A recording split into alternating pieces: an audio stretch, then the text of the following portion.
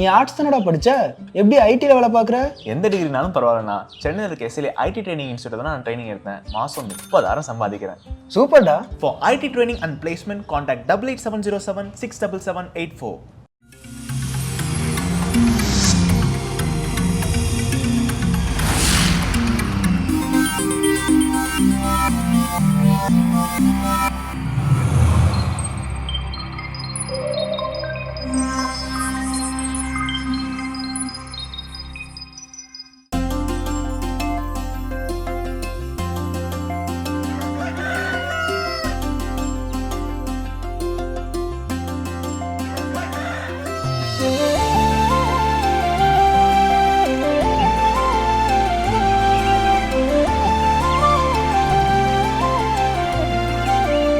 மாதா தொலைக்காட்சி நேயர்கள் அனைவருக்கும் எங்களது இனிய காலை வணக்கம். ஜோ வணக்கம், எப்படி இருக்கீங்க? வணக்கம் கல்பனா, ரொம்ப ரொம்ப நல்லா இருக்கிறேன். நீங்க எப்படி இருக்கிறீங்க? நானும் நலமா இருக்கேன். இன்னைக்கு நாளுடைய கதை நம்ம கேட்கலாமா? இன்னைக்கு ஒரு பிச்சைக்காரர், அவர்கிட்ட வந்து பிச்சை எடுத்துருக்க அப்படி நடந்து போறப்போ பாதையில ஏதோ ஒரு மினுமினுக்கக்கூடிய ஒரு பொருள் என்ன பண்றாரு பாக்குறாரு. அந்த மினுமினுக்கிற பொருளை எடுத்து என்ன பண்றாரு, அவருடைய அந்த பிச்சை எடுக்கக்கூடிய பாத்திரத்துல அதை ஒட்டி என்ன பண்றாரு வச்சுக்கிறாரு. அது பார்க்க நல்லா ஷைனிங்கா இருக்குது. அப்படி ஆட்டினோன்னா நல்லா ஷைனிங் ஆகுது. அப்போ இவர் பிச்சை எடுக்கிறத ஒரு பெரியவர்கிட்ட போய் என்ன பண்றாரு, ஒரு பணக்கார்ட்ட போய் பிச்சை எடுக்கிறாரு. ஐயா ஏதாவது தர்மம் பண்ணுங்க அப்படின்னு. அப்போ அவர் அந்த மினுமினுக்கக்கூடிய பொருள் என்ன பண்றாரு பாக்குறாரு. பார்த்து அவர் புரிஞ்சு வச்சுக்கிறாரு, இது வந்து வைரம், இது எப்படி உனக்கு கிடைச்சது அப்படின்னு கேட்குறாரு. இது கீழே கிடந்துச்சுங்க ஐயா, அதை எனக்கு கொடுக்குறியா அப்படின்னாரு. சரிங்க ஐயா, நான் என்ன பண்றேன் கொடுக்குறேன், ஆனா எனக்கு 100 ரூபா வேணும் அப்படிங்கிறாரு. அப்போ இவர் என்னடா 100 ரூபாய்க்கு, அந்த வைரத்தோட மதிப்பு எவ்வளவு பெருசு, ஒன்றும் மதிப்பே தெரியாம வச்சிருக்கான். இப்போ இவன்ட்டு இருக்கிறது தப்பு, நம்மளே என்ன பண்ணிக்கணும் வாங்கிக்கணும்னு சொல்லிட்டு இவர் என்ன பண்றாரு, நான் 100 ரூபாலாம் தர மாட்டேன், 50 ரூபா தான் என்ன பண்ணுவேன் தருவேன் அப்படிங்கிறாரு. இன்னும் குறைச்சு என்ன பண்ணலாம் வாங்கலாம் அப்படின்னு சொல்லிட்டு. ஆனா அது பல கோடிக்கு மதிப்புள்ள ஒரு வைரம். இவன் என்ன பிச்சைக்காரர் என்ன சொல்றாரு, எனக்கு கொடுத்தா 100 ரூபா கொடுங்க, இல்லாட்டி தாராட்டி போங்க அப்படின்னு சொல்லிட்டு என்ன பண்றாரு போயிடுறாரு. அவருக்கு என்ன ஒரு நம்பிக்கைனா, இவனுக்கு தான் அதனுடைய மதிப்பு தெரியாதுல, எப்படி இருந்தாலும் நம்ம கிட்ட தான் கொண்டு வந்து கொடுப்பான், பாத்துக்கலாம் அப்படின்னு சொல்லிட்டு இவன் போயிட்டே இருக்கையில கொஞ்ச நாள் கழிச்சு திரும்பவும் அந்த அதே பணக்காரர்கிட்ட போய் பிச்சை எடுக்கிறான். போனா அந்த இது என்ன வைராங்க இல்ல, மினுமினுக்கக்கூடிய பொருள் இல்ல. அப்போ அவர் கேட்கிறாரு, எங்கப்பா இதுல மினுமினுக்கக்கூடிய ஒரு பொருள் இருந்துச்சு, என்னாச்சு அப்படின்ட்டு. ஐயா நீங்க 100 ரூபாய்க்கு உங்ககிட்ட கேட்டா நீங்க 50 ரூபாய்க்கு தான் தருவீங்க, நான் போனேன், இன்னொருத்தர் பார்த்தா 1000 ரூபாய்க்கு தரேன்னு சொன்னாரு, அவர்கிட்ட 1000 ரூபா கொடுத்துட்டு வாங்கிக்கிட்டா அப்படின்னா. உடனே இவர் சொன்னா, அட அறிவு கட்டவனே, அது ஒரு வைரண்டா, அது மதிப்பு பல கோடி, இதுவரையும் வெறும் 1000 ரூபாய்க்கு போய் அதில் ஏமாந்துருக்கிய அப்படின்னு. இந்த பிச்சைக்காரர் ரொம்ப சிரிச்சுக்கிட்டே சொன்னாரா, யோ எனக்காவது அதனுடைய மதிப்பு தெரியாம நான் அதை 1000 ரூபாய்க்கு கொடுத்து என்ன பண்ணேன் வந்தேன், எனக்கு சந்தோஷம், உனக்கு அதோட மதிப்பு தெரிஞ்சிருக்குது, தெரிஞ்சு நீ ஒரு 50 ரூபாய்க்கு அற்புதமா ஆசைப்பட்டு அதை என்ன பண்ணிட்ட இழந்துட்டியடா அப்படின்னு சொல்லுங்க. ஸோ பல நேரங்கள் நாமும் சில மதிப்புகளை உணராமல் அற்பத்தனமாக நாமும் என்ன பண்றோம், இழந்து விடுகிறோம். இழந்து விட்ட பிறகுதான் தெரியும், தூக்கி எறிஞ்சது கல் இல்ல வைரோன்னு. பல உறவுகளையும் அப்படிதான் தூக்கி எறிகிறோம். எஸ், இந்த ஒரு அற்புதமான கதையோடவே இந்த நாள் ஆரம்பிச்சிடலாம். இப்ப ஆலய தரிசனம் பார்க்கலாம்.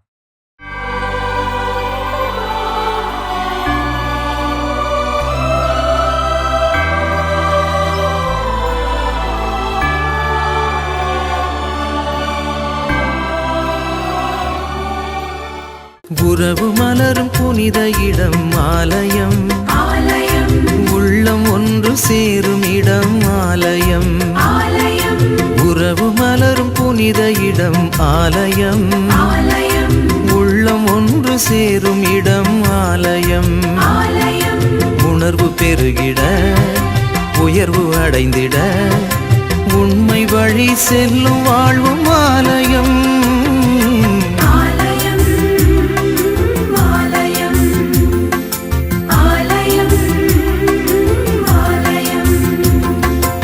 உறவு மலரும் புனித இடம் ஆலயம், உள்ளம் ஒன்று சேரும் இடம் ஆலயம்.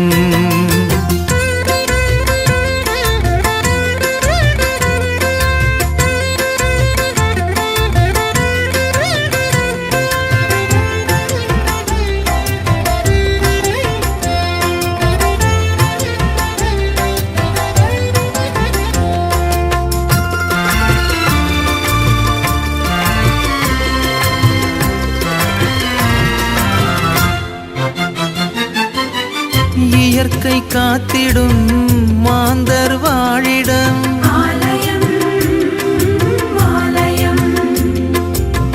பகிர்ந்து வாழ்ந்திடும் உயிர்கள் உறைவிடம்.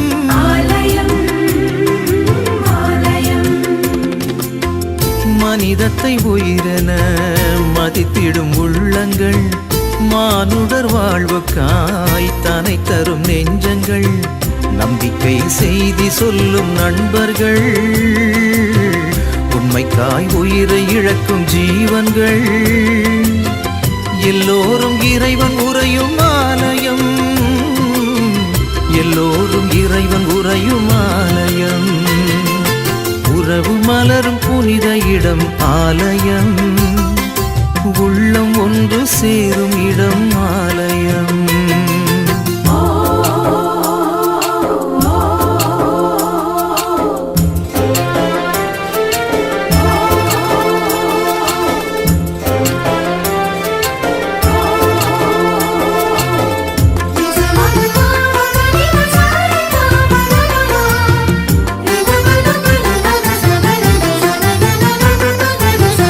பசுமை சோலைகள் பாடும் பறவைகள்,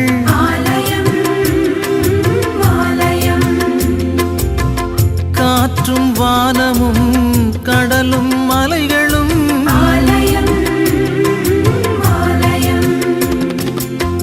விடியலின் குரலென ஒலித்திடும் கலைகளும், கடவுளே உன் புகழ் பாடிடும் கவிதையும், நல்வார்த்தை பேசுகின்ற நாவுகள், நல்லோரின் பாதை செல்லும் பாதங்கள், எல்லாமே இறைவன் உறையும் ஆலயம், எல்லாமே இறைவன் உறையும் ஆலயம், உறவு மலரும் புனித இடம் ஆலயம், உள்ளம் ஒன்று சேரும் இடம் ஆலயம், உறவு மலரும் புனித இடம் ஆலயம். மிக சிறப்பான அற்புதமான ஆலய தரிசனம் நம்ம பார்த்துட்டோம். எஸ், ஒவ்வொரு நாளுமே நம்மளுக்கு மகிழ்ச்சி தரக்கூடிய நாள் தான் இல்லையா? அது நம்ம எப்படி அனுசரிக்கிறோம் அப்படின்றது தான் இருக்கு. அந்த வகையில இந்த நாள், இந்த தளத்திலிருந்து நாம் என்ன கற்றுக்கொள்ள போகிறோம்? ஸோ என்னன்னா, நமக்கு கிறிஸ்மஸ் மோடு ஏற்கனவே தொடக்கத்தில் அட்வென்ட் தொடங்கின நாள்ல இருந்து கிறிஸ்மஸ் மோடு ரிலேட்டடாகவே நிறைய விஷயங்கள் பேசிட்டோம். அப்புறம் இடையில ஒரு சின்னதாக ஒரு கேப் போட்டு சில சுய பரிசோதனைகள் செய்யும் வண்ணம் சில விஷயங்கள், ஒழுக்க செயல்கள்லாம் என்ன அப்படின்லாம் பார்த்தோம். அப்போ திரும்பவும் இந்த கிறிஸ்மஸ் மோடு நம்ம என்ன பண்ணிட்டோம், நெருங்கி வந்துட்டோம். இன்னும் 4-5 நாள் நம்ம என்ன பண்ணுவோம், கிறிஸ்து பிறப்பு தினத்தை கொண்டாட காத்திருக்கிறோம். ஸோ இப்போ அந்த நிலையில இந்த கிறிஸ்து பிறப்பை நம்ம கொண்டாடுறதுக்கு குடும்பமாக இணைந்து என்னென்ன சின்ன சின்ன விளையாட்டுகள்லாம் விளையாடலாம், எல்லாரும் குடும்பமா சுவாரஸ்யமா இருக்கு ஜோ சொல்றப்பவே. ரொம்ப சின்ன சின்ன விளையாட்டு தான். அப்போ ஃபர்ஸ்ட் விஷயம் சொல்லக்கூடிய விஷயம் என்ன அப்படின்னா, ஒரு memory circle, Christmas memory circle அப்படின்னு ஒரு சின்ன கேம். இந்த கேம் என்ன அப்படின்னா, ஃபேமிலி மெம்பர்ஸ் எல்லாரும் ஒன்னா உட்காந்துட்டு, அது டெய்லியோ இல்ல கிறிஸ்மஸ் அன்னைக்கோ இல்ல எப்போ இந்த நாட்கள் இன்னும் 4-5 நாள்ல வாய்ப்பு கிடைக்கலையா, சரி, உட்காந்து ஒரு டின்னர் டைம்ல ஒவ்வொருத்தரும் அவங்கவுங்களுடைய லைஃப்ல நடந்த மறக்க முடியாத கிறிஸ்மஸ் நிகழ்வு என்ன அப்படின்னு கேட்டுக்கலாம். இப்ப தாத்தா பாட்டி தொடங்கி நிற்கக்கூடிய பேர குழந்தைங்க வரைக்கும் வெவ்வேறு கதைகள், வெவ்வேறு விதமான அனுபவத்தை என்ன பண்ணும், கொடுக்கும் இல்லையா? அவங்க சின்ன வயசுல முதல் முறையா கிறிஸ்மஸ் கொண்டாடுறதுக்கு நாங்க வந்து எப்படிலாம் நடந்து போனோம் தெரியுமா, மாட்டு வண்டியில போனோம் தெரியுமா, மாட்டு வண்டியில போறோம்னா என்னன்னு இன்னைக்கு இருக்கக்கூடிய 2K கிட்ஸ்க்கு என்ன தெரியாது. அப்போ அவங்களா மாட்டு வண்டி அது எப்படி இருக்கும், ஏதோ ஒரு அனுபவ பரிமாற்றம் என்ன பண்ணாங்க. அதாவது சென்னை கிறிஸ்மஸ், சென்னையில கொண்டாடும் கிறிஸ்மஸ், ஊர் சைட்ல கொண்டாடும் கிறிஸ்மஸ் கூட சில வித்தியாசங்கள் தெரிய வரும். நிறைய வித்தியாசங்கள் இருக்கு. ஊருக்கெல்லாம் என்ன பண்ணுவோம், மாறுபடும், வேறுபடும், சில ஊர் பழக்கங்கள் இருக்கும். இதெல்லாம் என்ன பண்ணலாம்னா, இந்த மாதிரியான கதைகள் பரிமாற்றத்தின் வழியாக தெரிந்து கொள்ளலாம். அதனால இந்த கிறிஸ்மஸ் சர்க்கிள் கேம் விளையாடி பாருங்க. கண்டிப்பா விளையாட நம்ம ஸ்டார்ட் பண்ணிடலாம். இன்னில இருந்து இன்னும் இது போன்ற காரியங்கள் என்ன நடக்கிறது தொடர்ந்து பேசுமே பார்த்த பகுதி பார்க்கலாம்.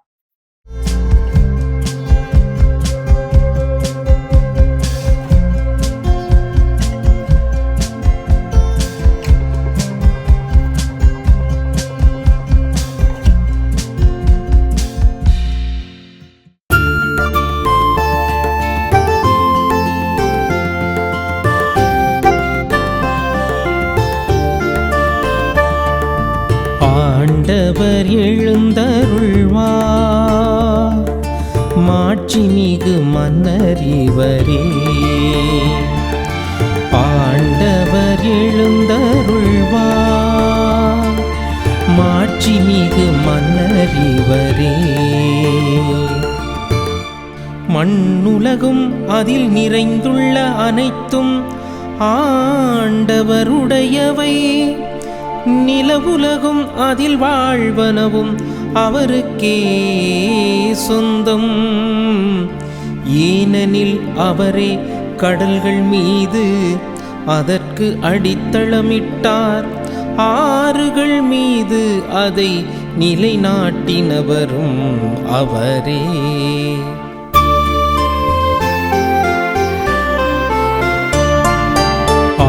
ஆண்டவர் எழுந்தருள்வார்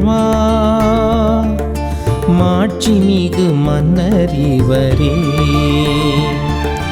ஆண்டவர் எழுந்தருள்வார் மாட்சிமிகு மன்னர் இவரே. இவரே ஆண்டவரிடம் ஆசி பெறுவார் தம் மீட்பராம் கடவுளிடமிருந்து நேர்மையாளர் என தீர்ப்பு பெறுவார். அவரை நாடுவோரின் தலைமுறையினர் இவர்களே. யாக்கோபின் கடவுளது முகத்தை தேடுவோர் இவர்களே.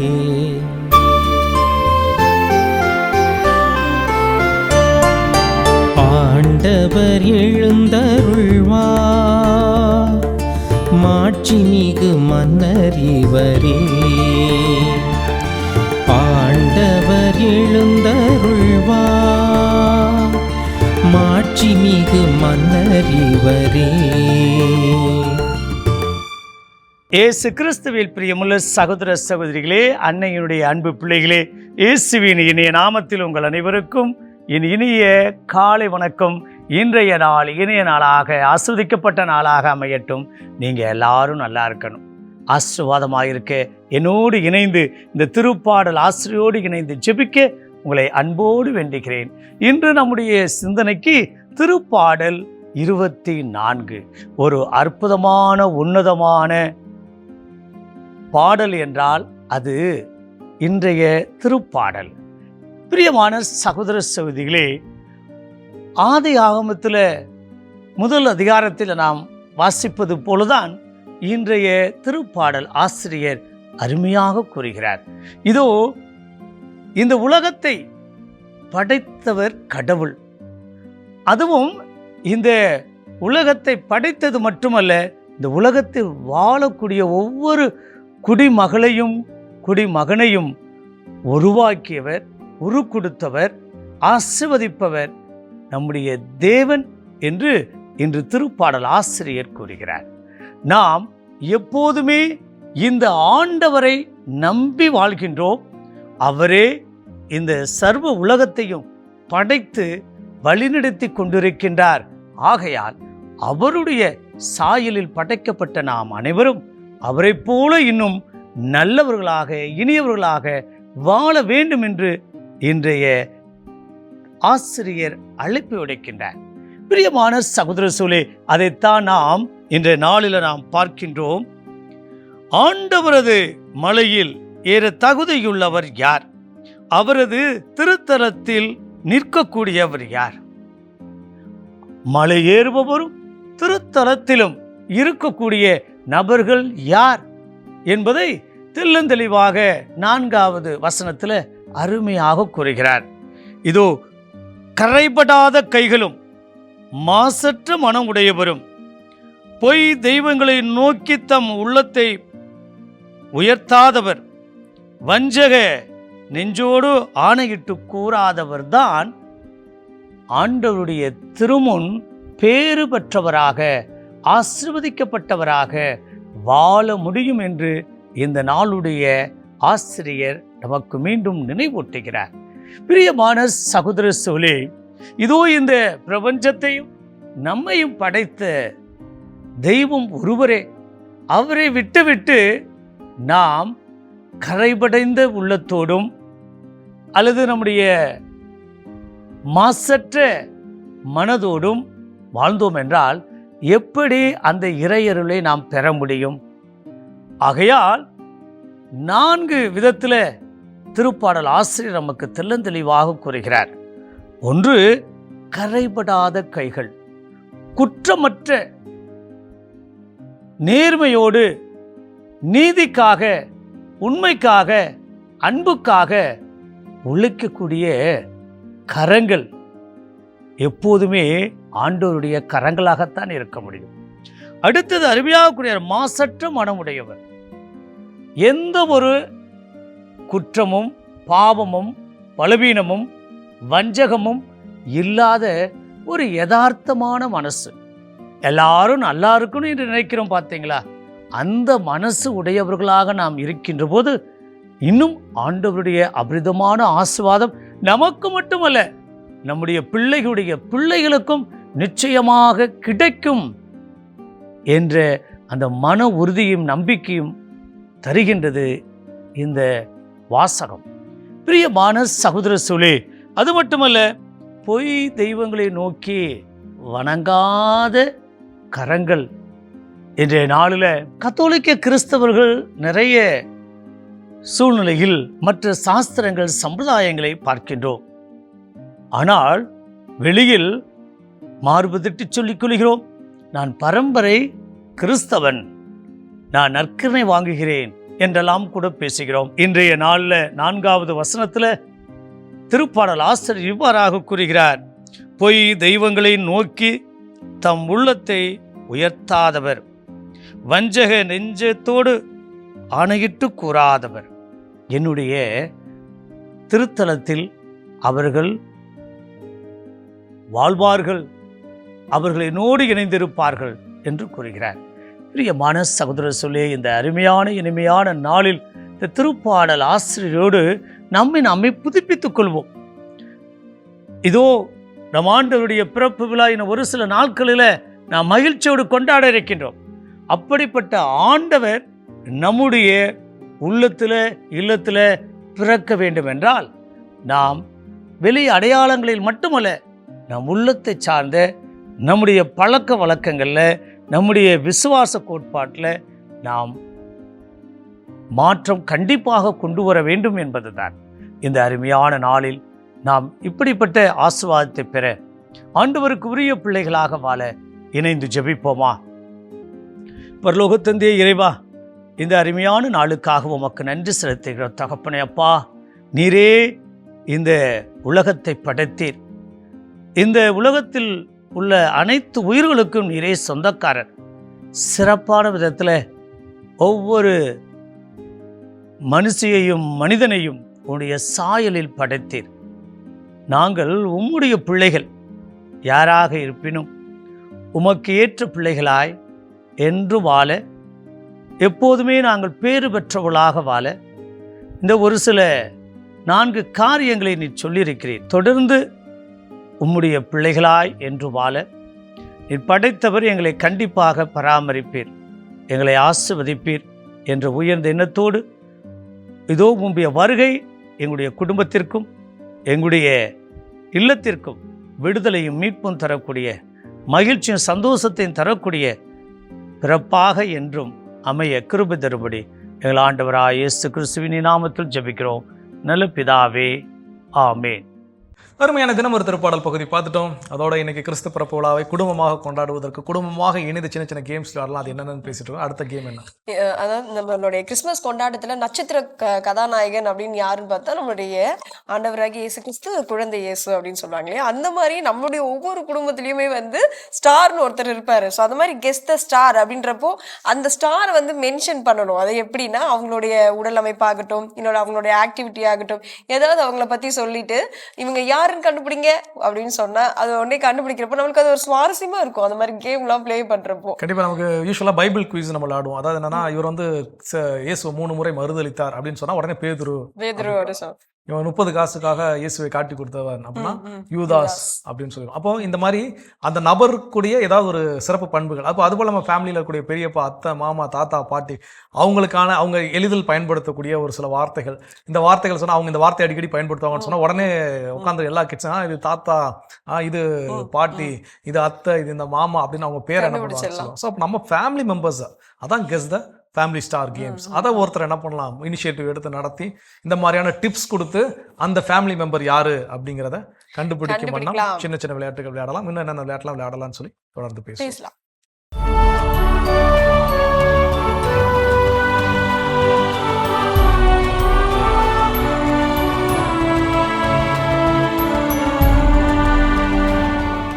டிசம்பர் 20 சிலோஸ் நகர புனித டோமினிக். ஸ்பெயின் நாட்டில் நவாரா பகுதியில் வாழ்ந்த எளிய பெற்றோருக்கு கிபி 1000வது ஆண்டு பிறந்தார் டோமினிக்.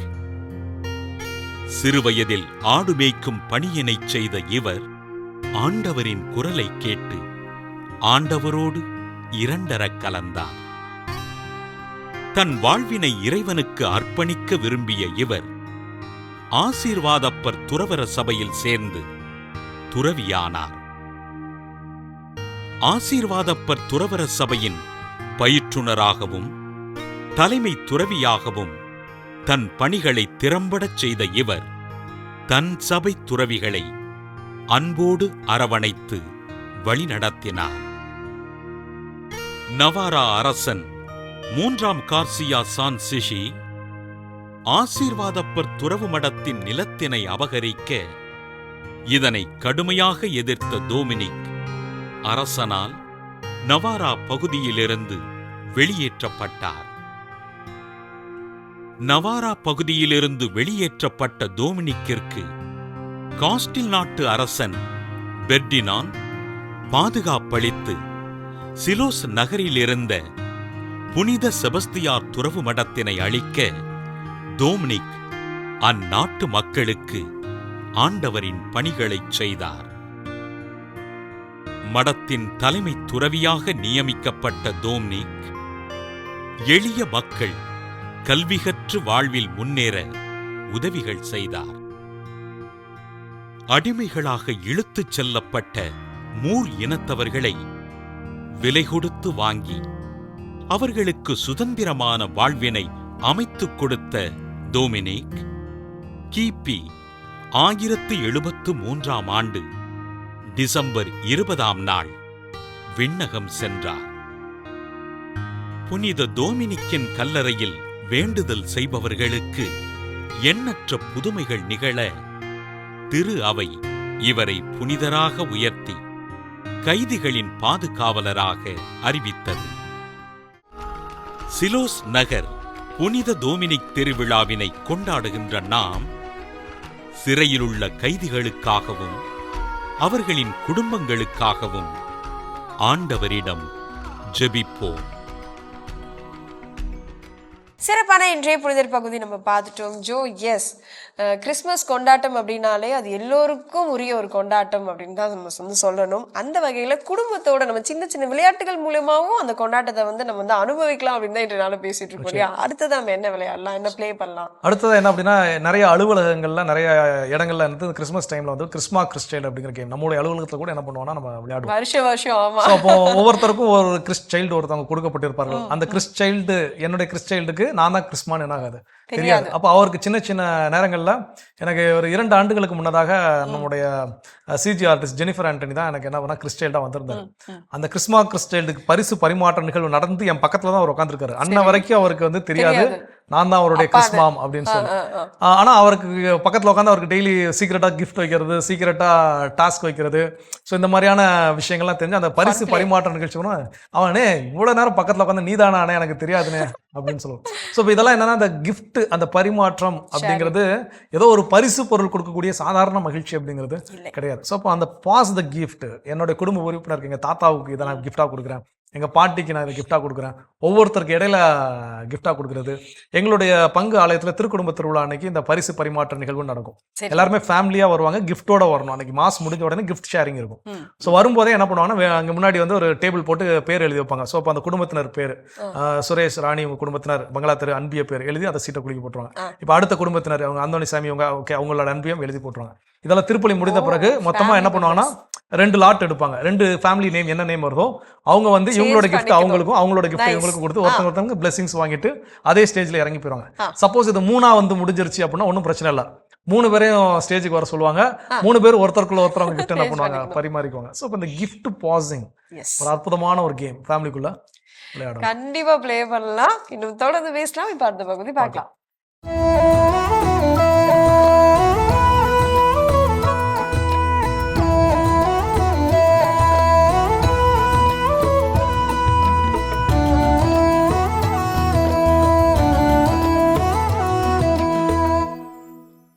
கடவுள் ஒரு நாள் மாறு வேடத்தில் உலகை பலம் பார்க்க வந்து கொண்டிருந்தார். பல ஊர் சுற்றி பார்த்ததில் களைப்பாகி போய் தாகம் எடுத்துச்சான்.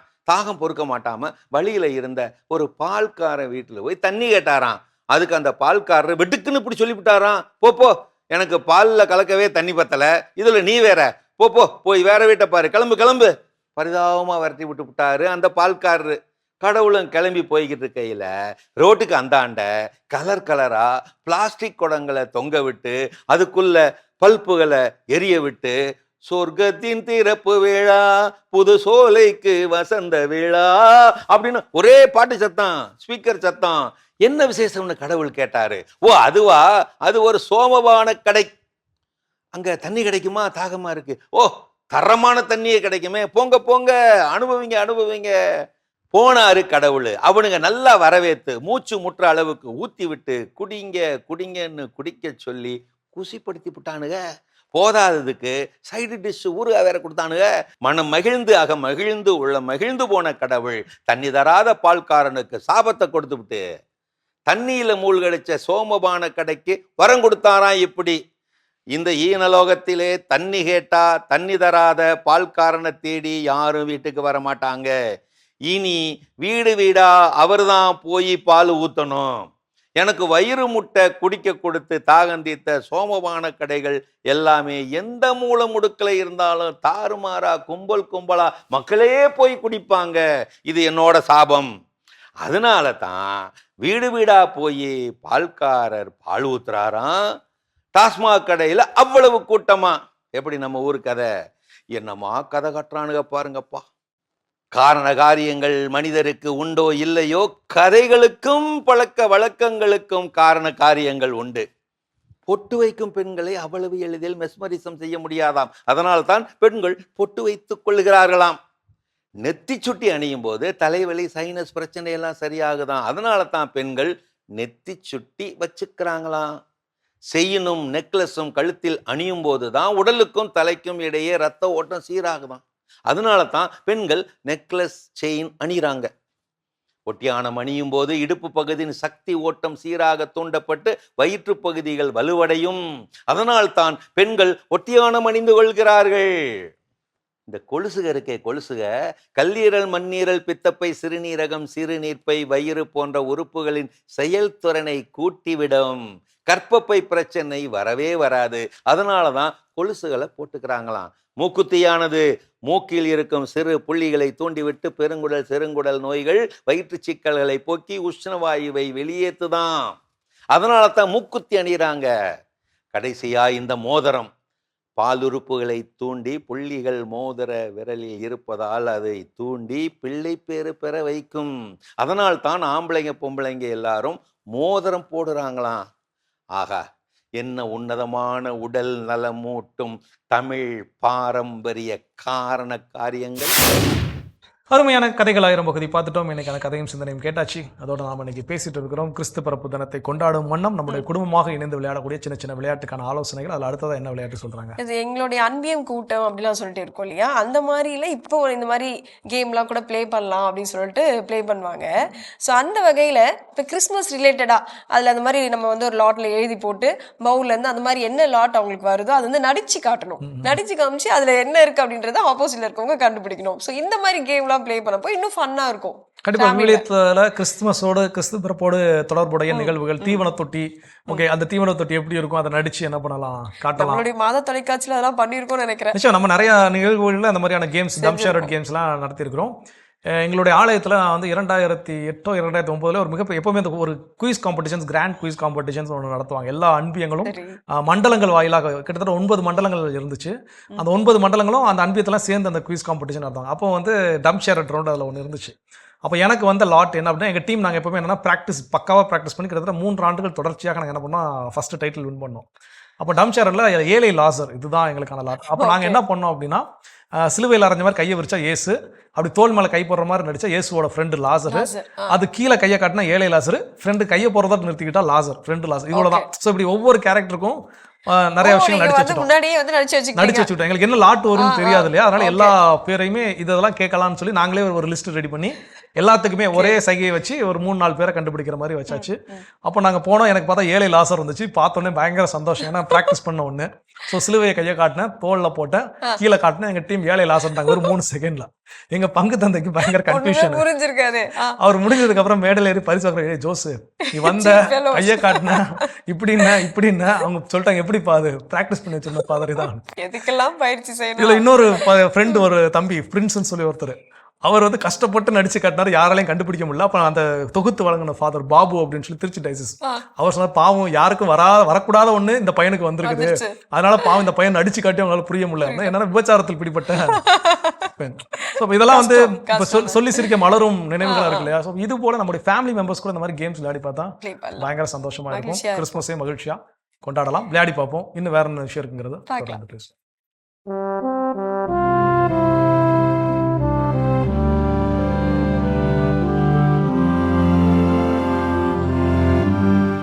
அன்புக்குரியவர்களே, ஆண்டவர் இயேசுவின் இனிய திருப்பெயரில் உங்களை அன்போடு வாழ்த்துகின்றேன்.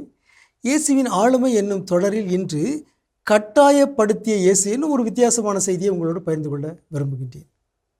கட்டாயப்படுத்துவது என்பது ஒரு மனித உரிமை மீறலாக இன்று கருதப்படுகிறது. யாரும் யாரையும் கட்டாயப்படுத்த கூடாது, முடியாது. பெற்றோர்கள் கூட பிள்ளைகளை கட்டாயப்படுத்தக்கூடாது. கத்தோலிக்க திருவின் மறைக்கல்வி catechism of the Catholic Church சொல்லுகிறது, பெற்றோர்கள் திருமணம் வேலை இந்த இரண்டிலும், திருமணம் வேலை இந்த இரண்டிலும் தங்களுடைய பிள்ளைகளுக்கு அழுத்தம் கொடுக்கக்கூடாது, அவர்களை கட்டாயப்படுத்தக்கூடாது. இந்த வேலையை தான் செய்யணும், இந்த ஆளை தான் திருமணம் செய்யணும் என்று அழுத்தம் கொடுக்கக்கூடாது, கட்டாயப்படுத்தக்கூடாது என்று கத்தோலிக்க திருவின் மறைக்கல்வி சொல்கிறது. எனவே கட்டாயப்படுத்துவது என்பது ஒரு எதிர்மறையான செயலாக பார்க்கப்படுகிறது. ஆனாலும் இயேசு கட்டாயப்படுத்தினார் என்கிற ஒரு செய்தியை பார்த்து நாம் வியப்பு அடைகிறோம். மத்திய நற்செய்தி 14ஆம் அதிகாரம் 22வது இறைமொழி, இயேசு கூட்டத்தினரை அவ்விடத்திலிருந்து அனுப்பி கொண்டிருந்தார். அப்பொழுது சீடரையும் உடனே படகேறி தமக்கு முன் அக்கறைக்கு செல்லுமாறு அவர் கட்டாயப்படுத்தினார்.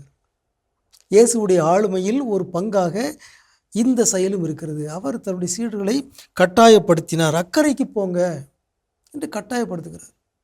நமக்கு வியப்பாக இருக்கிறது. அந்த கட்டாயப்படுத்தலுக்கான காரணத்தை அடுத்த இறைமொழியில் நாம் வாசிக்கின்றோம். மக்களை அனுப்பிவிட்டு அவர் தனியே இறைவனிடம் வேண்டுவதற்காக ஒரு மலையின் மேல் ஏறினார். அதான் காரணம். ஆகவே இயேசு தனிமையாக இறைவேண்டல் செய்ய விரும்புகிறார். அதற்கு உதவியாக சீடர்களை எல்லாம் அவர் கட்டாயப்படுத்தி அனுப்புகிறார். நீங்கள் இங்கிருந்து போங்க. எனவே அன்புக்குரியவர்களே, சில நேரங்களில் கட்டாயப்படுத்துவதும் தேவையான மதிப்பீடாக இருக்கிறது என்பதை இயேசுவின் ஆளுமையிலிருந்து நாம் கற்றுக்கொள்ள வேண்டும். சில நேரங்களில் பெற்றோர்கள் பிள்ளைகளை கட்டாயப்படுத்த வேண்டும். திருப்பலிக்கு செல்லுங்கள், கோவிலுக்கு செல்லுங்கள், வீட்டில் குடும்பமாக இறைவேண்டல் செய்ய வாருங்கள் என்று கட்டாயப்படுத்த வேண்டும். இன்று குழந்தைகளுக்கு அதிக சுதந்திரம், அதிக உரிமைகள் நாம் கொடுத்து விட்டோம், அதிக செல்லம் கொடுத்து விட்டோம். எனவே கட்டாயப்படுத்துவதும் ஒரு நல்ல மதிப்பீடு தான் என்பதை இயேசுவின் ஆளுமையிலிருந்து நாம் கற்றுக்கொள்கிறோம். நல்லவற்றை செய்வதற்கு நாம் பிறரை கட்டாயப்படுத்த வேண்டும். இன்னொரு செய்தியை கூட நாம் வாசிக்கின்றோம். 2 கொரிந்தியர் 10:5 பவுலடியார் சொல்கிறாரு, மனித எண்ணங்கள் அனைத்தும் கிறிஸ்துவின் கட்டுப்பாட்டுக்குள் வருமாறு கட்டாயப்படுத்துகிறோம். எனவே பெரும்பாலான நேரங்களில் கட்டாயப்படுத்துவது தவறாக இருந்தாலும் சில நேரங்களில் கட்டாயப்படுத்துவது தேவையாக, அவசியமாக, நல்ல மதிப்பீடாக இருக்கிறது என்பதை இயேசுவிடமிருந்தே நாம் கற்றுக்கொள்கிறோம். உங்களுக்கு அமைதி உரித்தாகுக. சிறப்பான பகுதி இயேசுவின் ஆளுமைகள் நம்ம பார்த்துட்டோம். ஜோ, அடுத்ததான் நம்ம என்ன விளையாடலாம் நம்ம குடும்பத்தோட சேர்ந்து? அடுத்தது என்ன, சீக்ரெட் சாண்டா. சீக்ரெட் சாண்டாவா? யூஸ்வலாக அந்த சாண்டா கிளாஸ் செயின்ட் நிக்கோலஸ் அவர் வந்து கிறிஸ்மஸ் தாத்தா, அவர் தான் நமக்கு எல்லாருக்கும் தெரியும் கிறிஸ்மஸ் தாத்தா அப்படின்னு சொல்லி. அவர் கிறிஸ்மஸ் தாத்தா வேடம் அணிந்து சீக்கிரட்டாக கொண்டு போய் என்ன பண்ணுவார், பரிசு பொருட்கள் எல்லாம் வைப்பார். ஸோ ஒவ்வொரு யார் வச்சான்னு தெரியாது. இப்போ அந்த வழக்கங்கள் உண்டு. ஒவ்வொரு வீட்டுக்கு அதுக்கு ஏற்ற துணி என்ன பண்ணியிருப்பாங்க, மாட்டி வச்சிருப்பாங்க. ஸோ சாண்டா அதில் வந்து என்ன பண்ணுவார், சஸ்பென்ஸாக சீக்கிரட்டாக வந்து கிஃப்ட்டை போட்டு போவார். விடிஞ்சு பார்த்தா அவங்களுக்கான இதில் என்ன இருக்கும், அந்த கிஃப்ட் இருக்கும். ஸோ இது அப்போ வெளிநாடுகளில் கொண்டாடப்படக்கூடிய விஷயம் இருக்கு இல்லையா, அதை அப்படியே நம்ம ஃபேமிலியில் அப்ளை பண்ணி ஒரு சீக்ரெட் சாண்டா, அது யார் என்னன்னு யாருக்கும் தெரியக்கூடாது, தெரியாது. அவர் வந்து கிஃப்ட் கொடுக்கறது மட்டும் இல்ல, டாஸ்க் என்ன பண்ணலாம் கொடுக்கலாம். யூஸ்வலா அந்த கிறிஸ்மாம் கிறிஸ்டைல்டு கொடுக்கும்போது என்ன ஃபன் நடக்கும் அப்படின்னு பாத்தீங்கன்னா, அந்த அவங்களுடைய கிறிஸ்மாம் கொடுத்த டாஸ்காவே இருக்காது. அவங்க கிறிஸ்மாம் பேர்ல பலர் என்ன பண்ணுவாங்க, சீக்ரெட் டாஸ்க் எல்லாம் என்ன பண்ணுவாங்க கொடுப்பாங்க. அது நல்ல வினோதமா விளையாடவும் நல்லா இருக்கும். இப்போ என்னுடைய நண்பர்கள் காலேஜில் அவங்களோட டிபார்ட்மெண்ட்லலாம் என்ன பண்ணுவாங்கன்னா விளையாடுவாங்க. விளையாடும் போது ஒருத்தருக்கு பார்த்தீங்கன்னா 10-15 டாஸ்க் வந்து நிற்கும். ஏன்னு பார்த்தா அது அவங்க கிறிஸ்மாம் கொடுத்ததாகவே இருக்காது. ஒட்டுமொத்த 15 பேரும் டாஸ்க் கொடுத்துப்பாங்க கொடுத்துருப்பாங்க ஒருத்தருக்கு. ஸோ இப்போ இதெல்லாம் என்ன அப்படின்னா ஃபன்னாக சிரிச்சு மகிழ்ந்து விளையாடுவதற்கு ஒரு நல்ல ஒரு வாய்ப்பை என்ன பண்ணும் உருவாக்கி கொடுக்கும். அதை பத்தி நம்ம வந்து கலந்து பேசுறப்பவே இவ்வளவு சந்தோஷம் கிடைக்குதுன்னா அது அனுபவ ரீதியா நம்ம அனுபவிக்கிறப்போ இன்னும் மகிழ்ச்சி கிடைக்கும். கண்டிப்பா இன்னும் தொடர்ந்து பேசலாம். இப்ப அடுத்த பகுதி பார்க்கலாம். அதுக்கு முன்னாடி ஒரு சின்ன பிரேக் போயிட்டு வந்துடலாம். ஓகே.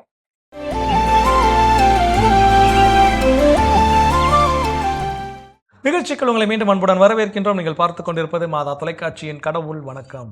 ஸோ சிறப்பான நாள் கிறிஸ்து பிறப்பு தினத்தை கொண்டாடுவதற்கு குடும்பமாக இணைந்து செலிப்ரேட் பண்ண என்ன மாதிரியான சின்ன சின்ன கேம்ஸ்லாம் விளையாடலாம்னு பேசிட்டு இருக்கோம். அதில் அடுத்ததாக என்ன சொல்கிறாங்க? ரொம்ப முக்கியமான ஒன்று, நம்ம வந்து இந்த அட்வென்ட் சீசன் ஸ்டார்ட் ஆனவே எல்லாருமே வந்து எங்கேயோ பரபரப்பாக ஒரு கடைக்கெலாம் ஓடுவோம். எங்கே அப்படின்னு பார்த்தீங்கன்னா குடில் செட் பண்ணுறதுக்கு புதுசாக இன்னும் என்னெல்லாம் வாங்கலாம் அதை டெக்கரேட் பண்ணுறதுக்கு அப்படின்ற மாதிரி தான்.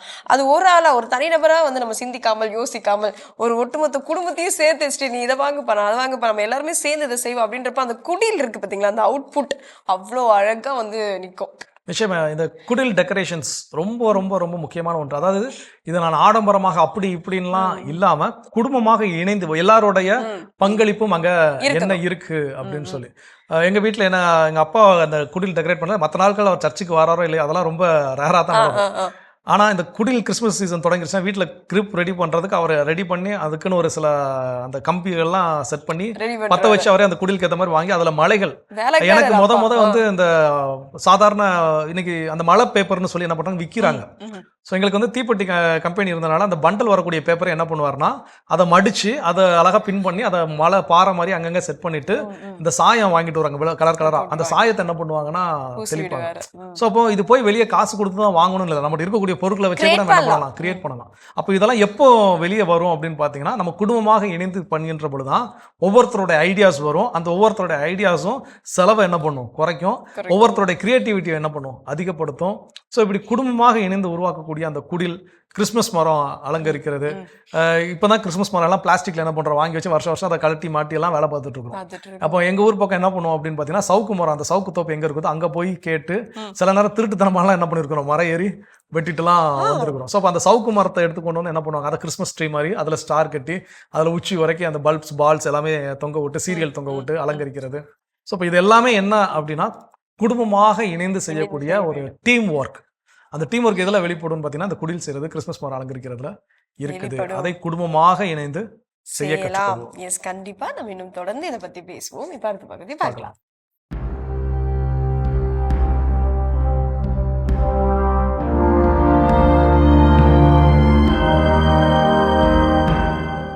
மாதா தொலைக்காட்சி நண்பர்களே, உங்கள் அனைவருக்கும் வாழ்த்துக்கள். நம்முடைய வாழ்விலே நிறைவு பெற்று அதே சமயத்தில் குற்ற உணர்வு இல்லாமல் நாம் வாழ இதோ சீன தத்துவ அறிஞர் லாவோத்சு ஒரு அழகான வழியை நமக்கு சொல்லித் தருகிறார். அவரது கூற்று, there is no greater guilt than discontentment. எதிலும் மன நிறைவு கொள்ளாமல் இருப்பதை போன்ற பெரிய குற்ற உணர்வு வேறு எதுவுமில்லை என்கிறார் அவர். எதிலும் மன நிறைவு கொள்ளாமல். நண்பர்களே, இது பல நேரங்களிலே நம்மை பீடித்திருக்கின்ற ஒரு பெரிய நோய் என்றே சொல்ல வேண்டும். வீடுகளிலே பார்ப்போம், அப்பா அம்மா பிள்ளைகளுக்கு ஏதோ ஒரு பரிசு பொருளையோ தின்பண்டங்களையோ கொண்டு வருவார்கள். அதை பார்த்த உடனே இது என்ன, அது எனக்கு வேண்டாம், இதில் நல்லா இல்லை, இது என்று ஒவ்வொன்றாக ஒதுக்கி கொண்டே இருப்போம். ஒரு மன நிறைவே இருக்காது. அதே போலதான் மேன் வளர்ந்தவர்களுக்கும் பெரியவர்களுக்கும் இந்த மன நிறைவு இல்லாத நிலை. எதிலும் மனநிறைவு கொள்ளாமல் இருப்பது ஒரு மிக பெரிய குற்றம் என்று சொல்லுகிறார் லாவோத்சு. காரணம் என்ன? இந்த மன நிறைவு இல்லாமல் இருக்கின்ற வேளையிலே நாம் மனது பொருந்தி ஒரு வேலையை செய்ய முடியாது, நிறைந்த மனதோடு ஒருவரை பாராட்ட முடியாது, ஒருவருக்கு வாழ்த்து சொல்ல முடியாது. வேதனைதான் அங்கே நமக்கு மிஞ்சும். அதனால்தான் லாவோத்சு சொல்லுகிறார், எதிலும் மனநிறைவு கொள்ளாமல் இருப்பதை போன்ற பெரிய குற்ற உணர்வு வேறு எதுவும் இல்லை. எனவே எல்லாவற்றிலுமே மனநிறைவு இல்லாமல் இருப்பது என்ற ஆபத்திலிருந்து நம்மை காப்பாற்றி கொள்ள நம் கண்முன்னால் இருக்கின்ற செயல்களிலே, மனிதர்களிலே, ஆட்களிலே, சூழ்நிலைகளில் இருக்கின்ற நன்மைத்தனங்களை கண்டு இது நன்றாக இருக்கிறது, இது பரவாயில்லை, இது தேவலாம் என்று சொல்லுகின்ற போது அங்கே மன நிறைவு வரும், அங்கே வாழ்க்கையிலே முன்னேற்றம் வரும். எல்லாவற்றையும் தவறு தவறு, சரியில்லை சரியில்லை என்று சொல்லும்போது நம்முடைய பயணம் அங்கே முட்டுக்கட்டையாகி நின்று போய்விடும், இல்லை இல்லை அழிந்து போய்விடும். எனவே நம் வாழ்க்கையை நாமே அழித்து கொள்ளுகின்ற அந்த மன நிறைவு இல்லாத நிலையை, அந்த பெரிய குற்ற உணர்வை நம்மிடமிருந்து அகற்றுவோம். வாழ்விலே வெற்றி பெறுவோம். உங்கள் அனைவருக்கும் வாழ்த்துக்கள்.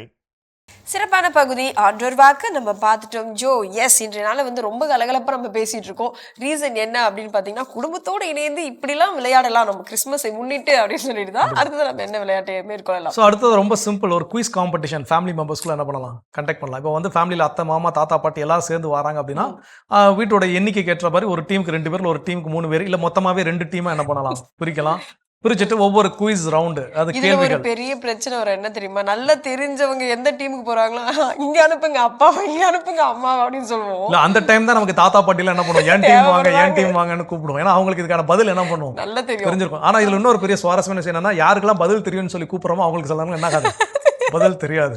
எங்க அம்மாவுக்கு ஒரு பெரிய பிரச்சனை உண்டு. எங்க அம்மாவுக்கு தனியா கூப்பிட்டு என்ன கேள்வி கேட்டாலும் கரெக்டா என்ன பண்ணிடுவாங்க, வீட்டுல இருந்து பதில் அடிச்சு சொல்லிடுவாங்க. அதாவது காம்படிஷன் சொல்லி கூட்டு போய் எல்லாரும் 10 பேர் முன்னாடி பதில் சொல்ல சொன்னா தெரிஞ்ச பதில் இங்க வரைக்கும் இருக்கும், இங்க என்ன தெரியாதா வராது. பல நேரங்கள்ல இந்த மாதிரியான சுவாரஸ்யமான நிகழ்வுகளும் இருக்கு. ஸோ அப்போ இந்த ஃபேமிலி குயிஸ் என்ன பண்ணும் அப்படின்னு பார்த்தீங்கன்னா, எனக்கு பதில் தெரியும் நான் சொல்றேன், அந்த ஒரு ஸ்போர்ட்டிவான ஒரு மனநிலை. அப்போ இதில் குயிஸ் மாஸ்டர் ரொம்ப ரொம்ப முக்கியம். அதுக்கேற்ற மாதிரி கொஸ்டின்ஸ் ப்ரிப்பேர் பண்ணி அதை நகைச்சுவையாக கொண்டு போகிறது, அந்த ஃபேமிலி மெம்பர்ஸ் ஒரு எத்தனை டீமாக பிரிக்கிறோம் அத்தனை டீமுக்கு ஏற்ற மாதிரி கொஸ்டின் ஸ்ப்ளிட் பண்ணி கொடுக்கறது, இதெல்லாம் ரொம்ப ரொம்ப அழகாக இருக்கும் இந்த கிறிஸ்மஸ் நேரத்தில் விளையாடும் போது. கண்டிப்பாக அதை செய்ய முற்படுவோம். இன்னும் தொடர்ந்து பேசலாம். இப்போ அடுத்த பகுதி பார்க்கலாம்.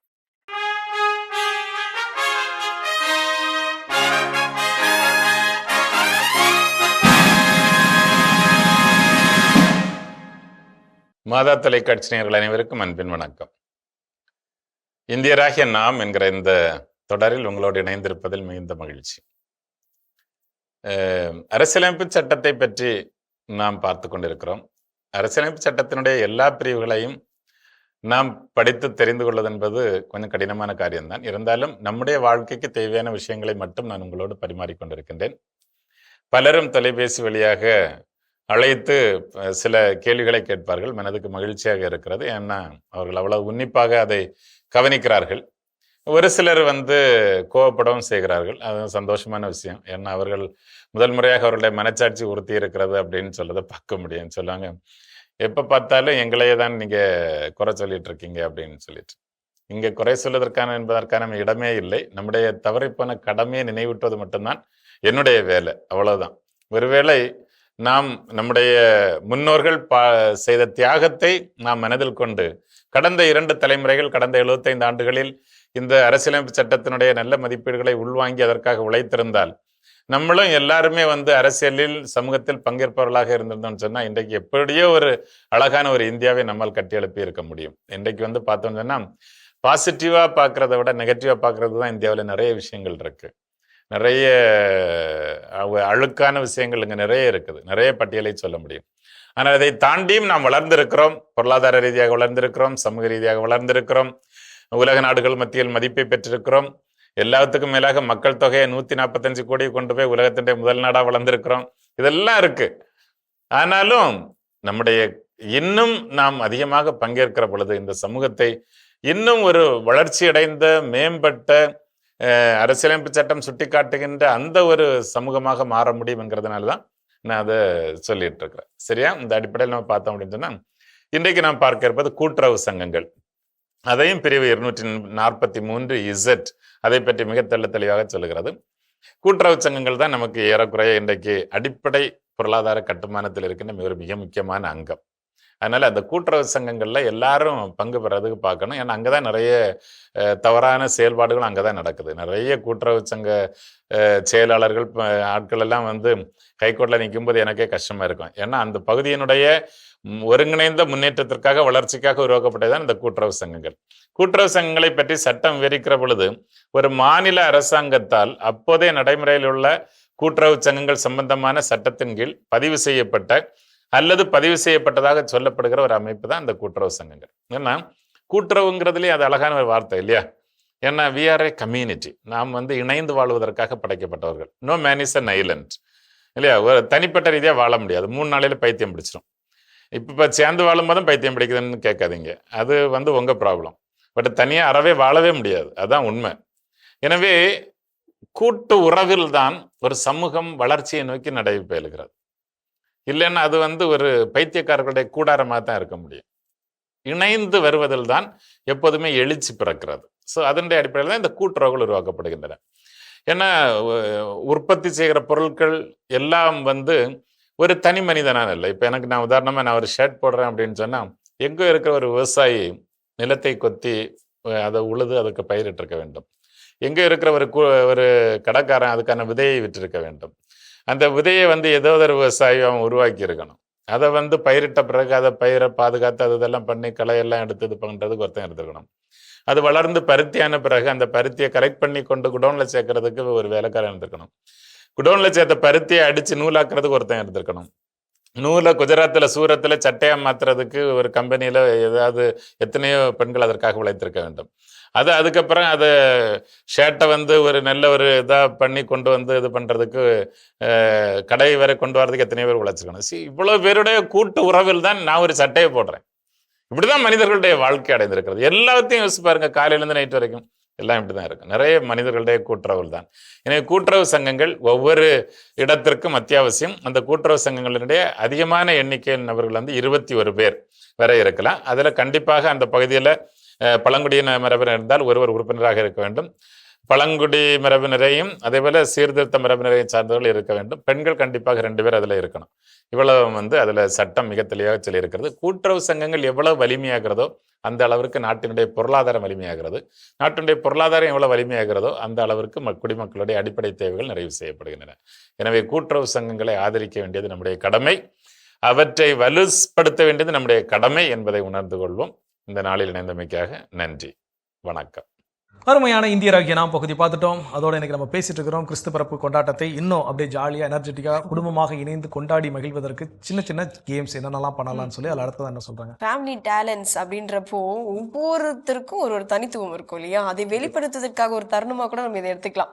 அதாவது நல்லா ஒருத்தவங்களுக்கு டான்ஸ் ஆட தெரியும்னா அவங்களை டான்ஸ் ஆட வைக்கலாம், பாட்டு பாட தெரியும்னா அவங்களை பாட்டு பாட சொல்லலாம். ஸோ இந்த மாதிரி நிறைய தனித்திறமைகள், கவிதை எழுத தெரியும்னா கவிதை சொல்ல வைக்கலாம். ஸோ இப்படிப்பட்ட திறமைகள் அப்போதான் நம்மளுக்கும் தெரிய வரும், ஐயோ அப்பா இந்த அளவுக்கு கவிதை சொல்லுவாங்களா அப்படின்னு நம்மளுக்கு ஒரு ஆச்சரியமாவும் இருக்கும், வியப்பாவும் இருக்கும், அதே நேரத்துல பாராட்டும் வண்ணமும் அது இருக்கும். நிச்சயம் இன்னைக்கு நமக்கெல்லாம் இந்த திறமை இருக்கு அந்த திறமை இருக்கு நம்ம நினைச்சுக்கிறோம் இல்லையா? இந்த திறமைகள்லாம் யார்கிட்ட இருந்து வந்துச்சுன்னு பார்த்தீங்கன்னா நம்முடைய அப்பா அம்மா கிட்ட இருந்து தாத்தா பாட்டி கிட்ட இருந்து தான் வந்துச்சு. அப்போ இந்த மாதிரியான ஒரு தருணத்துல அவங்களுக்கு அந்த திறமைகள் நம்ம ஒரு அப்படி தூசி தட்டுற மாதிரி இதுல ஒரு கதை சொல்லுங்க, இதுல ஒரு கவிதை சொல்லுங்க, இப்படி ஒரு பாட்டு பாடுங்க, இப்படி ஒரு டான்ஸ் ஆடுங்க அப்படின்னு சொன்னா அப்போ அவங்களுடைய திறமைகள் வெளிவரப்போ தான் நமக்கே ஐடென்டிஃபை ஆகா நமக்கு இங்க இருந்து தான் அந்த டான்ஸிங் திறமெல்லாம் வந்திருக்குதா அப்படின்னு சொல்லி. ஸோ இதெல்லாம் நம்முடைய குடும்பத்தினராக இணைந்து கொண்டாடுகின்ற பொழுது அந்த மகிழ்ச்சியின் அளவுக்கு அளவே இல்லை இல்லை இல்லை. அந்த மகிழ்ச்சியை உணர இந்த மாதிரியான விளையாட்டுகள்லாம் நம்ம என்ன பண்ணுவோம், விளையாடி பார்க்கலாம். கண்டிப்பா நம்ம தொடர்ந்து பேசலாம். இப்ப அடுத்த பகுதி பார்க்கலாம்.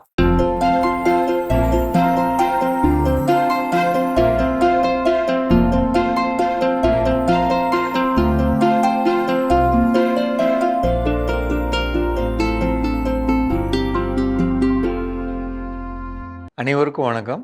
இன்றைய பதிவில் நம்ம பார்க்க போகிற முக்கியமான விஷயம்னா உளுந்து சாகுபடி. இந்த உளுந்து ஏன் நாங்கள் முக்கியமாக சொல்கிறேன் அப்படின்னா, தமிழ்நாட்டோட எல்லா விதமான நிலங்கள்லேயே வளரக்கூடிய முக்கியமான தாவரம். அது போட்டால் மண்ணில் வளம் வரும், அதுக்கப்புறம் வரக்கூடிய பயிர் நல்லாயிருக்கும். இந்த உளுந்துலே நமக்கு நல்ல லாபம் கிடைக்கும். அப்படிப்பட்ட உளுந்தை நம்ம நடவு பண்ணுறோம்னா அதோட ரகம் தேர்வு ரொம்ப முக்கியம். பொதுவாக ஒரு ஏக்கருக்கு களிமண் நிலங்களில் 1000 கிலோ கிடைக்கிற வரையிலுமான ஒரு முக்கியமான ரகம் ராஜஸ்தானோட கோட்டா 3. இந்த ரகம் 1000 கிலோ கிடைக்கும். மற்ற இடங்களில் 800 கிலோ கிடைக்கக்கூடிய முக்கியமான ரகம் அது. இரண்டாவது, சப்போஸ் கோட்டா 3 நான் கேளுங்க, நம்பர் தரேன், நீங்கள் அவங்கள்ட்ட வாங்கி நடவு பண்ணுங்கள். சப்போஸ் அது இல்லாத வேறு ரகம் அப்படின்னு சொன்னால் LBG 932 அல்லது LBG 904. ஆந்திர வகை உளுந்து. இந்த உளுந்து ஒரு ஏக்கருக்கு 600லேருந்து 650 கிலோ கிடைக்கக்கூடியது. அதிக மாவு சத்து, எல்லாராலையும் விரும்பப்படக்கூடிய வகையிலான வடை செய்கிறதுக்கு தகுந்த ஒரு நல்ல ரகம். அது நல்ல டிமாண்ட் உள்ளது, அது போடலாம். 2. 3வது வேறு வழி இல்லைன்னா நம்ம தமிழ்நாட்டு ரகம் வம்பன் 11 அல்லது வம்பன் 8. இது 330 அல்லது 380 கிலோ விளைச்சல் தரக்கூடிய ரகம். ஏன் இதை இப்போ சொல்கிறோம் அப்படின்னா, இந்த நெல் முடிஞ்சு நீங்கள் போட்டாலோ, நெல் தரிசில் போடுற மாதிரி இருந்தாலோ, அல்லது வேறு நிலங்களில் நீங்கள் போடுறதா இருந்தாலோ, இந்த உளுந்தை எங்கே கிடைக்குதுன்னு பார்த்து இப்போவே வாங்கி கையில் பிடிச்சிக்க வேண்டியது உங்கள் வேலை. வச்சுருக்கவங்க நம்பர் தர்றோம், வாங்கிக்கங்க. வேறு பகுதியிலேருந்து வாங்கிட்டு வரணும்னாலும் முன்கூட்டியே திட்டமிட்டு வாங்கணும். அதுக்கு தான் பேரெல்லாம் சொல்கிறோம். வாங்கி வச்சுக்கிட்டிங்கன்னா அதில் உங்களுக்கு விளைச்சல் குறைவில்லாமல் இருக்கும், உங்களுக்கு லாபம் குறையாமல் இருக்கும். இன்றைக்கி மத்திய அரசோட ஒன்றிய அரசோட அந்த குறைந்தபட்ச ஆதார விலை, அந்த விலையை விட அளவுக்கு அதிகமாக விற்கக்கூடிய நிலைமை தான் இன்றைக்கி இருக்குது. அப்படிங்கிறப்ப கண்டிப்பாக உங்களுக்கு லாபம் தரும். இப்போ உதாரணத்துக்கு 1000 ரூபான்னு வச்சுக்கோங்க, 1000 கிலோ கிடைக்குது, 100 ரூபா போகுது அப்படின்னா தெளிவாக உங்களுக்கு 1 லட்ச ரூபாய் லாபம் 1 லட்ச ரூபாய்க்கு விற்கலாம். இதில் எங்கே நீங்கள் உளுந்தை பார்த்து பயப்படுவீங்க? மஞ்சள் தேமல் வைரஸ். மஞ்சள் தேமல் வைரஸ்க்கு ரொம்ப கவனமாக இருக்க வேண்டியது எப்போ? ஒரு பயிரோட 15வது நாள், 25வது நாள், 40வது நாள், இந்த 3 நாளும் நம்ம ஒரு பயிரை காப்பாற்றிக்கிட்டோம்னாலே எந்த வைரஸ் இல்லாமல் கொண்டு போகலாம். இந்த விதைகளை விதைநேர்த்தி பண்ணி நடணும். இன்னும் சொல்லப்போனால் துளசியோட 1 கிலோ துளசியை அரைச்சி ஒரு தண்ணியில் போட்டு அதில் இந்த விதைகளை ஊற வச்சு அதுக்கப்புறம் எடுத்தோம்னா அந்த விதையில் சப்போஸ் வைரஸ் கிருமிகள் இருந்தாலும் போயிடுது. 1. 15வது நாள் 25வது நாள் தெளிக்கணுங்கிறப்ப 100 லிட்டர் தண்ணியில் 1 வேப்பங்கொட்டை கரைசல், வேப்பெண்ணெய் கரைசல், 5 இலை கஷாயம், 10 இலை கஷாயம், அக்னி அஸ்திரம், கற்பூர கரைசல், வெள்ளை வேலமரப்பட்டை கரைசல், இது மாதிரி ஏதாவது கரைசல்களை தெளித்து பூச்சியை வரவிடாமல் பண்ணிடணும். ஏன்னா அந்த நேரத்தில் இலை சாப்பிட்ற மாதிரி சாஃப்டாக இருக்கும். இதை தெளிச்சுக்கிட்டோம்னாலே எந்த தொல்லையும் வராது.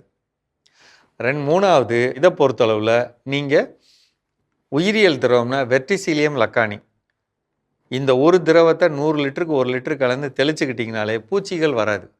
அந்த நேரத்தில் பூச்சி கடிக்கலைனாலே 15வது நாள், 25வது நாள், 40வது நாள் கடிக்கலைனாலே பயிர் சிறப்பாக இருக்கும்.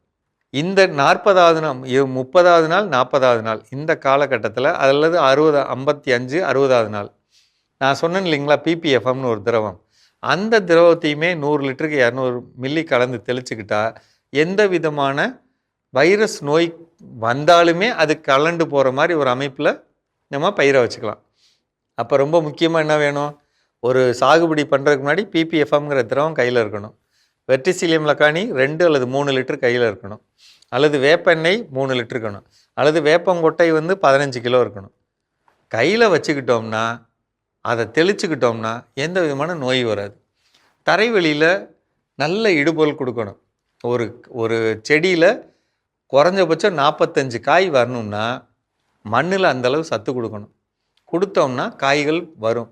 உதாரணத்துக்கு ஜீவாமிர்தம் 200 லிட்டருனா 3 லிட்டர் மீன் அமிலம் கலந்துக்கலாம், ஹியூமிக் அமிலம் 2 லிட்டர் கலந்துக்கலாம், அதை கீழே ஊற்றி விடலாம். அப்படி ஊற்றுறப்ப ஆரம்பத்துலேருந்து பயிர் 85வது நாள் பயிர் முடியுதுன்னா 75வது நாள் வரையிலும் ஒரு சீரான இடைவெளியில் அப்படியே கொடுத்துக்கிட்டே வந்துட்டோம்னா பயிர் தெளிவாக இருக்குங்க. செஞ்சு பாருங்கள். அதிக லாபமுள்ள பயிர், எல்லா நிலத்துக்கு வரக்கூடியது, மண் வளமாகக்கூடிய முக்கியமான பயிர். மீண்டும் சந்திப்போம். மிக அற்புதமான பகுதி, உழவும் உயர்வும் நம்ம பார்த்துட்டோம். எஸ், அடுத்ததான் நம்ம ஃபன்னா ப்ளே பண்ண போறது என்ன கேம் இந்த கிறிஸ்மஸ் சீசன்ல. ஸோ இந்த குயிஸ் அப்படிங்கிறப்போ அதில் நிறையா விதமான குயிஸ் இருக்குது. அதில் ஒரு ரவுண்டா இல்லை தனியாக கூட ஒரு கேம் என்ன யார் யாரிடம் கூறியது. ஸோ நம்ம ஒரு பைபிள் சென்டென்ஸ், அஞ்சாதீர், இதோ எல்லா மக்களுக்கும் பெரும் மகிழ்ச்சியூட்டும் நற்செய்தியை உங்களுக்கு அறிவிக்கிறேன். இப்போ இது யார்கிட்ட சொன்னது அப்படின்னு கேட்டால், ஆண்டவரின் தூதர்கள், வானதூதர்கள் வந்து இடர்கள்கிட்ட சொன்ன ஒரு செய்தி. மரியா அஞ்ச வேண்டாம், கடவுளின் அருளை கண்டடைந்துள்ளீர், இது யார்கிட்ட சொன்னது? கபிரியல் தூதர் மரியா கிட்ட சொன்னது. ஸோ இப்படி இந்த மாதிரியான கொஸ்டின்ஸ், சென்டென்ஸ், அந்த வார்த்தைகளை யார் சொல்லியிருக்கிறா அப்படிங்கிறத ஒரு கொஸ்டினாக எடுத்து இதை கூட என்ன பண்ணலாம், ஃபேமிலி மெம்பர்ஸ் கிட்ட ஒரு குயிஸ் டைமில், இல்லை இது ஒரு செப்பரேட் கேமாக கூட என்ன பண்ணலாம், இது யார்கிட்ட. கண்டிப்பா. அதாவது நம்மளே விவிலியத்துல சில தெரியாத காரியங்களை குறித்து கூட நம்ம தெரிந்துக்கிறதுக்கான ஒரு வாய்ப்பா கூட இந்த மாதிரி கேம் வந்து அமைச்சு கொடுக்கும். நிச்சயமா இதை நம்ம செய்யலாம். இன்னும் தொடர்ந்து பேசலாம். இப்ப அடுத்த பகுதி பார்க்கலாம்.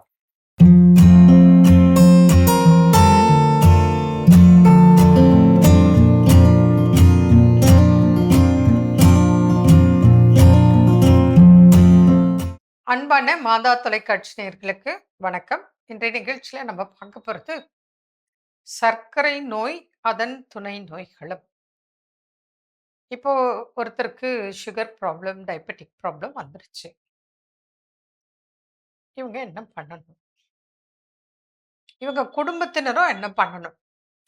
அதுதான் இப்போ சிந்திக்கிறதுக்காக ஒரு விழிப்புணர்வாக நம்ம இருக்கணும். இப்போ அந்த குடும்பத்துல இதுக்கு முன்னே யாருக்கும் டயபெட்டிக் இல்லை, இப்போதான் ஒருத்தருக்கு வந்திருக்கு. எல்லாருக்கும் வர்றதுக்கு வாய்ப்பு இருக்கு. உலகத்துல உள்ள எல்லாருக்கும் டயபெட்டிக் வர்றதுக்கு வாய்ப்பு இருக்கு. அப்ப நம்ம என்ன பண்ணணும்? வந்தவங்களும் சரி, வராத இருக்கிறதுக்காகவும் நம்ம சில வழிமுறைகளை கடைபிடித்தே ஆக வேண்டும். அப்ப முதல்ல டென்ஷன் இருக்கக்கூடாது. நல்ல உடற்பயிற்சி, நல்ல உணவு கட்டுப்பாடு, இல்லை சுகர் அதிகமாக இருந்தால் அதுக்கு தகுந்த மருந்து, மாத்திரைகள், அது எந்த சிஸ்டம்னாலும் நீங்கள் எடுத்துக்கலாம். ஆக மொத்தம் சுகரை கண்ட்ரோலுக்கு வரணும். அது மருந்துகளால் அவசரத்துக்கு அதிகமாக இருக்கிறத கண்ட்ரோல் பண்ணிக்க. ஆனால் அதுவே கண்ட்ரோல் ஆகாது. கூட நீங்கள் உடற்பயிற்சியும் உணவு கட்டுப்பாடும் மன நிம்மதி அமைதி இருந்தால் மாத்திரத்தான் சுகர் கண்ட்ரோலில் வரும். ஏன்னா நிறைய பேஷண்ட் பார்த்துருக்கோம். சிலர்லாம் ரொம்ப ஹாப்பியாக ஜாலியாக நல்ல கண்ட்ரோலில் இருப்பாங்க. சிலர் வருவாங்க, வரும்போதே சலிச்சு அழுத்து பேசுவாங்க, கஷ்டமாக பேசுவாங்க. என்னன்னு பார்த்தா, நான் டயட் இருக்கேன், நான் ஒழுங்கா மருந்து மாத்திரை எடுக்கிறேன், நான் வாக்கிங் போகிறேன், ஏன் எனக்கு கண்ட்ரோல் வரல? நான் கேட்பேன், தேவையில்லாத சிந்தனை கவலை வச்சுக்கிட்டா சுகரு குறையாது. ஆமாங்க, ஒரே டென்ஷனுங்க, நிறைய பிரச்சனைகள். யாருக்கு தான் பிரச்சனை இல்லை? பிரச்சனை தூக்கி அங்கேயே வச்சிடணும். புரியுதுங்களா?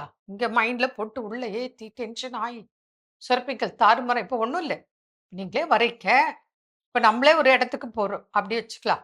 நம்மள அன்பா சிரிச்சிட்டு வாங்க உட்காருங்க, என்ன வேணும் அப்படின்னு விசாரிக்கும் போது நமக்கு மைண்ட் எப்படி இருக்கும்?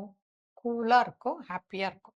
பரவாயில்ல, நல்லா அன்பா பண்பா பேசுகிறாங்க அப்படின்னு கூல் ஆகிப்போம். இதுவே யாரே, என்ன, ஏன், எதுக்கு வந்தீங்க அப்படின்னா, என்னப்பா இப்படி பேசுகிறாங்க அப்படின்னு நமக்கு தேவையில்லாத கவலை, டென்ஷன், மன உளைச்சல் ஸ்டார்ட் சின்ன விஷயத்துக்கு.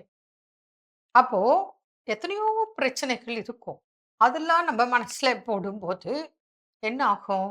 அதனால நான் பார்ப்பேன், வர்ற பேஷண்ட் எல்லாம் பார்ப்பேன். ஒரு சாராரு ரொம்ப ஹாப்பியாக டேக் இட் ஈஸி, அதே சமயம் நல்லா ஃபாலோ பண்ணுற டைப் இருக்கும். நேற்று கூட ஒரு அம்மா வருது, வேலூர்ல இருந்து. அவங்க பாட்டுக்கு அழுகுறாங்க, அழுகுறாங்க, அழுகுறாங்க, எல்லா கதையும் சொல்லி அழுகுறாங்க. எல்லாமே இருக்கு, ஆனால் அவங்களுக்கு ஹெல்ப் இல்லை.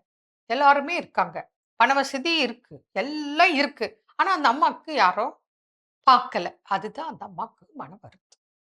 நான் சொன்னேன், கடவுள் இருக்கார், கடவுள் மேலே நம்பிக்கை இருக்க, இதை பற்றியெல்லாம் கவலைப்படாதீங்க, உங்களுக்கு வேணுன்றது கேளுங்க, அவங்களா கொடுப்பாங்கன்னு நீங்கள் இவ்வளோ நாள் நீங்கள் எதிர்பார்க்கல, கேட்கல.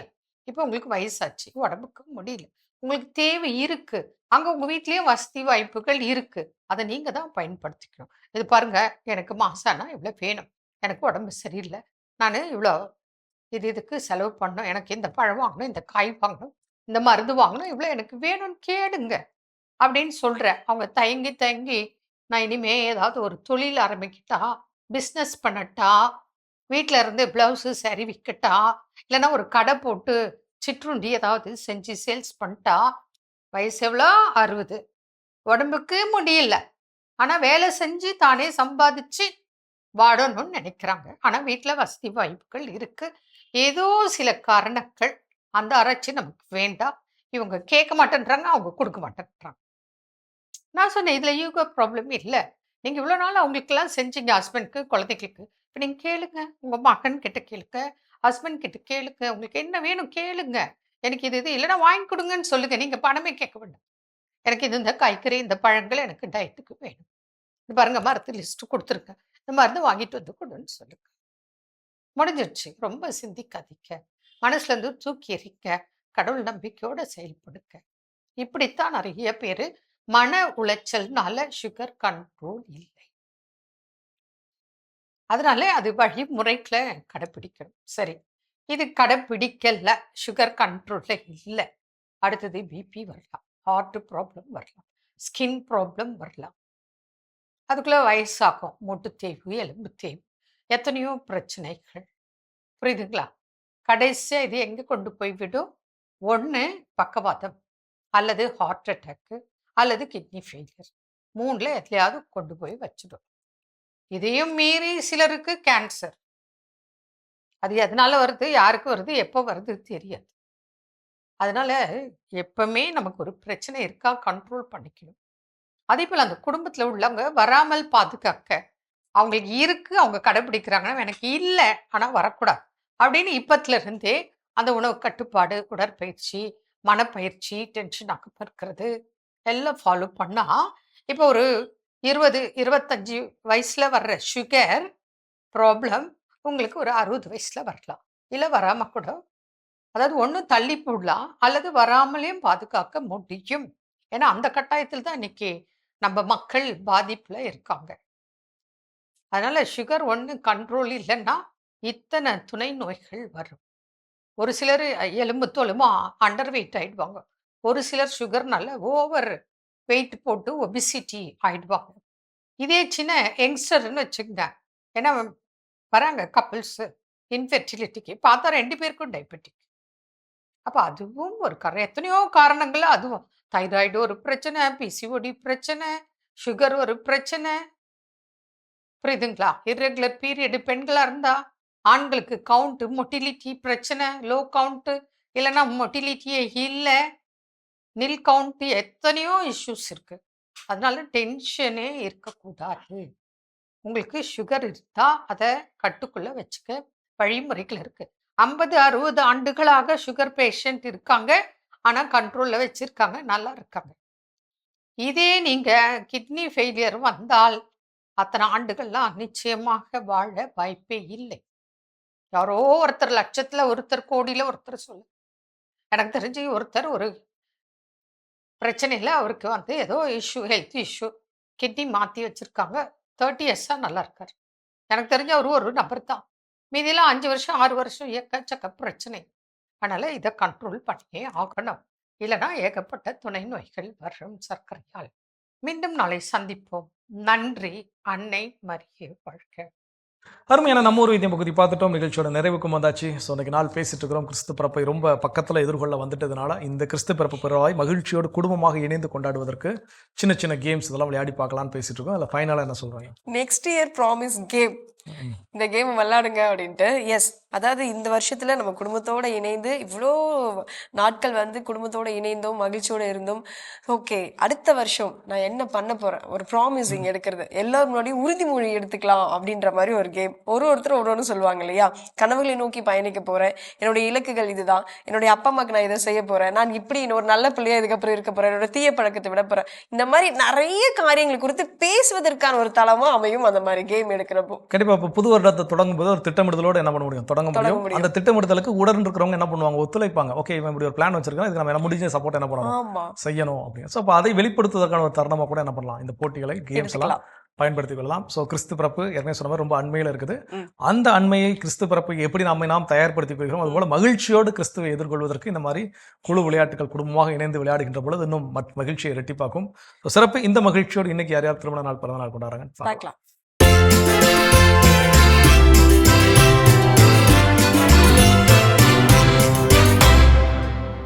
Happy birthday to you. Neyveli விக்ரமசிங்கபுரத்தை சேர்ந்த ஞான சௌந்தரி இன்று தனது 100ஆம் ஆண்டு பிறந்த நாளினை கொண்டாடுகிறார். இவரை வாழ்த்துபவர்கள் மக்கள், மருமக்கள், பேரப்பிள்ளைகள், கொள்ளு பேரப்பிள்ளைகள், குடும்பத்தினர், உறவினர்கள் மற்றும் நண்பர்கள். சென்னையை சேர்ந்த சொர்ணம் இஸ்ரேல் இன்று தனது 100ஆம் ஆண்டு பிறந்த நாளினை கொண்டாடுகிறார். இவரை வாழ்த்துபவர்கள் மகன்கள், மகள்கள், மருமகன்கள், மருமகள்கள், பேரப்பிள்ளைகள், கொள்ளு பேரப்பிள்ளைகள், குடும்பத்தினர், உறவினர்கள் மற்றும் நண்பர்கள். இனியா இமாகுலேட் இன்று தனது பிறந்த நாளினை கொண்டாடுகிறார். இவரை வாழ்த்துபவர்கள் அம்மா பிந்து, அப்பா வானவன், அக்கா பெஸ்டி, தாத்தா பாட்டி, அத்தை ஃப்ளோரா, மேகி, சோஃபியா, வின்னி, மாமா ஜான் போஸ்கோ, குடும்பத்தினர், உறவினர்கள் மற்றும் நண்பர்கள்.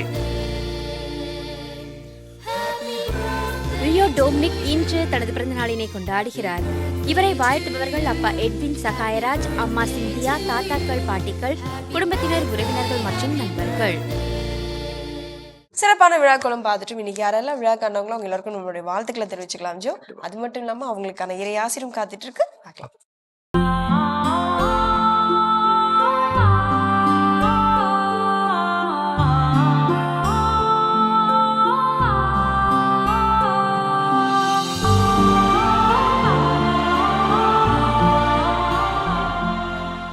மாதா தொலைக்காட்சி நண்பர்களே, உங்கள் அனைவருக்கும் வாழ்த்துக்கள்.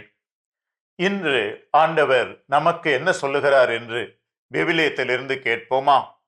ஆண்டவர் தோற்றுவித்த வெற்றியின் நாள் இதுவே, இன்று அக்களிப்போம், அகமகிழ்வோம். மீண்டும் கேட்போம். ஆண்டவர் தோற்றுவித்த வெற்றியின் நாள் இதுவே, இன்று அக்களிப்போம், அகமகிழ்வோம். ஒவ்வொரு நாளும் கடவுள் நமக்கு கொடுக்கின்ற கொடை.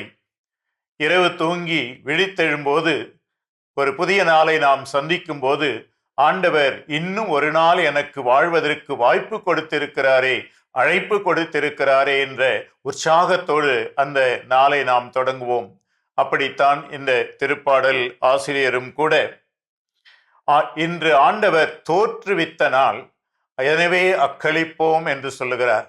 நண்பர்களே, நமது வாழ்க்கையிலே வெறும் நாட்கள் வந்து போகுவது மட்டுமல்ல, நம் வாழ்க்கையிலே நடைபெறுகின்ற செயல்பாடுகள் கூட, நாம் மேற்கொள்ளுகின்ற வேலைகள் மற்றும் முயற்சிகள் கூட ஆண்டவர் நமக்கு கொடுக்கின்ற கொடை என்ற அந்த நம்பிக்கையோடு அக்களித்து அகமகிழ்ந்து நாம் வாழ்வோம் என்று சொன்னால், கட்டாயமாக நமக்கு நிம்மதி கிடைக்கும், வாழ்விலே வெற்றியும் கிடைக்கும்.